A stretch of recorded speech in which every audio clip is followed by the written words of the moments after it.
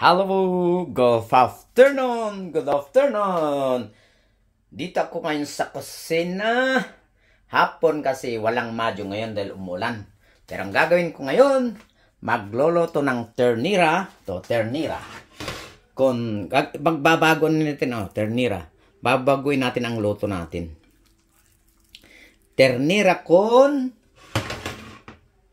hodillas blanca o hodillas beans, white beans, yan, yung nasa bote, hindi garbanzos.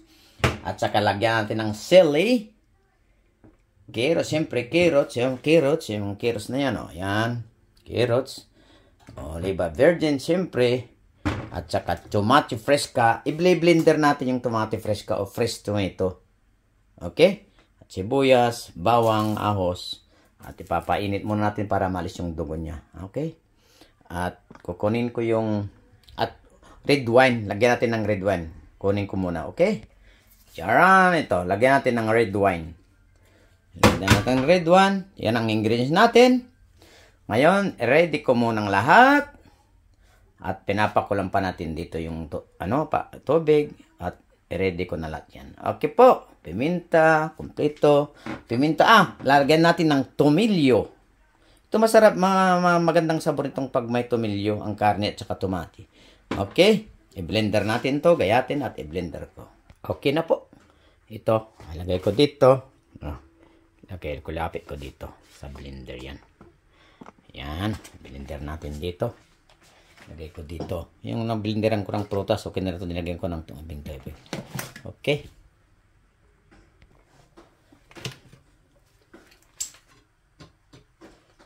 Isama na natin, isama natin tong sili na labuyo. Okay? Ayan natin. Ayan.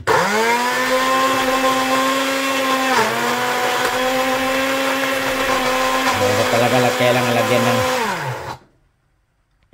pwede na siguro kasi nilagyan ko yan.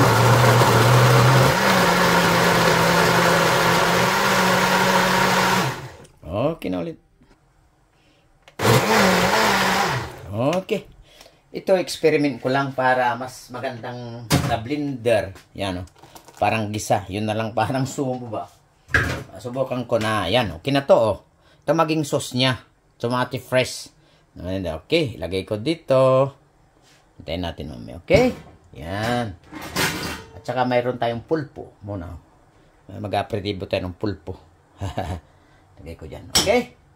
Okay, antayin naman natin ang susunod na kabanata. Okay po, kumukulo na yung tubig kasi ilalagay ko dito yung dugo ng para malis mo yung dugo bago gugayatin. Yung ternera natin. Yan. Yan. Kasi muna para malis yung dugo ba.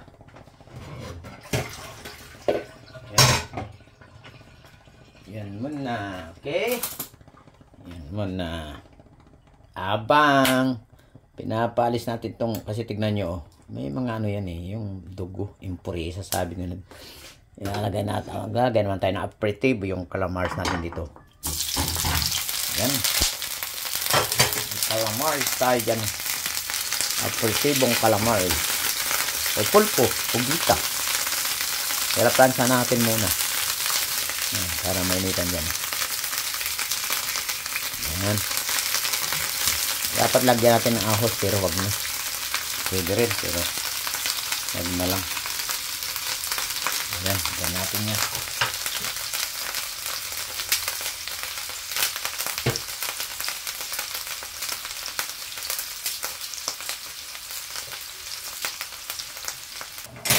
Wala.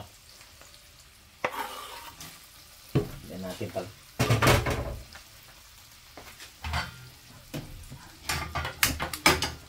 house. Lagyan natin ng bawang, para pampalis ng high blood. Dapat ginisa pa din. Okay. Lang to. Hindi itong main character na isingit lang habang ito tayo nakapokus. Yan. Ito tayo nakapokus sa ternera natin. Yan. Na may litid ng ternera. Lagyan natin ng Okay. Malapit na rin yan. Tingnan nyo, parang marumi. Ano ito dito, oh. Oh. Ganun ako kasi ito, parang malangsa eh. Ganun. Habang ito, ginisa natin. Ito. Yung pulpo natin. Kasyat tayo ng sin alcohol. Meron tayo dito ng verdicto. Beer na sin alcohol. Hahay. Okay. Okay po. Yan.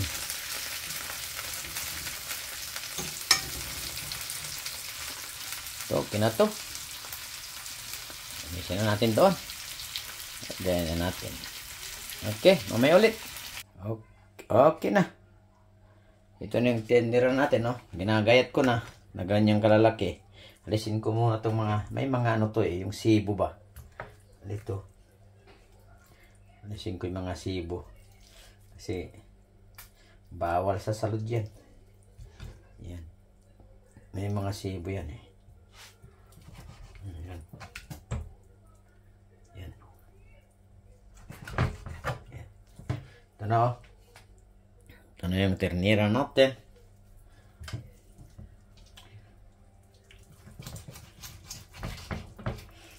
Oh. Ito na, gayatin natin kanyang kalalaki. Yan. Yung mga ito, sibo, alis natin. Yan.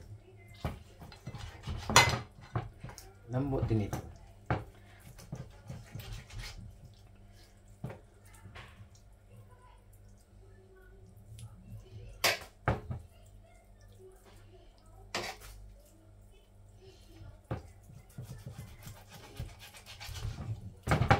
Okay, hanggat mamaya na ulit, eh. Mamaya na ulit at gayatin natin. Okay na po. Ayan o. Oh. Okay na, nagayat na. Pinainit na natin tong dito ko na igisa, hindi na sawok. Lagyan natin ng olive virgin extra. Virgin extra. Yan, lagyan natin ng marami. Kasi healthy yan eh. Olive virgin yan, healthy. Tapos lagyan na natin ng pagkaliwalit na natin sibuyas bawang. Yan. Masagitsit na. Okay. Ano po? Yan muna. Tapos igisa natin yung karne, okay? Mamaya ulit. Charan. Nagbra-bram na. Oh, lagyan natin tong karne. Tapos pag nag-brown na rin itong karne, lagyan natin red wine. Okay. Yan po. Gandang tunog. Sa hapong ito, walang madyong kasi. Yun ang sinabi ko. Umuulan. Kaya magluluto na lang ako ng ternera. Yan. With fresh tomato. Lagyan natin ng paminta. Yan, maraming paminta. Lagyan natin ng tomilyo. Yan o. Tomilyo. Yan. Kasi maganda yung tomilyo. Okay. Lagyan natin ng asin. Yan. Mama na yung sugar. Okay po. Okay. Yan natin ganyan.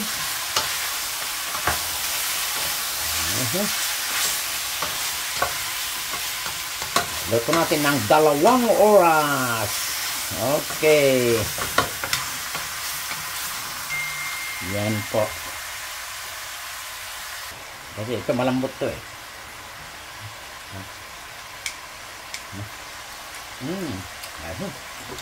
Agad-agad ng red one. Oh.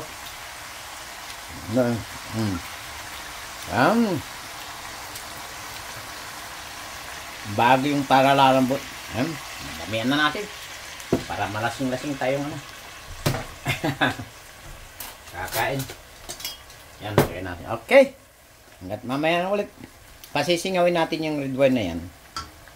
Sumingaw na ng konti, lumapot. Lagyan na natin itong ano natin, itong tomate natin. Okay. May ulit. Charan. Lumapit na. Lumapot na.